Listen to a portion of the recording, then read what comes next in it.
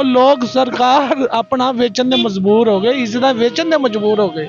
अभी मेरी शुगर लो हुई है, मैंने दोपहर का खाना नहीं खाया हुआ, चलो मेरे बच्चों का कुछ बन जाए।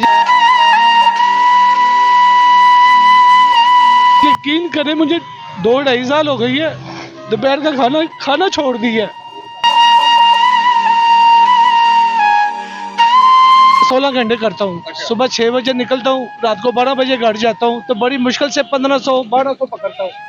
ये वार्डन वालों से डर डर के जाते हैं। अभी लाइसेंस नहीं बना हुआ, बनाना है इंशाल्लाह, बनाएंगे, सारा मुकम्मल होगा काम।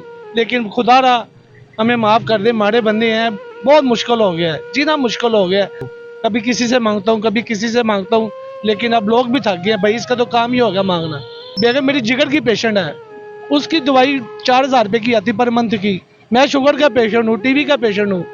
अल्लाह के सामने रोए, अल्लाह आसानी पैदा करे।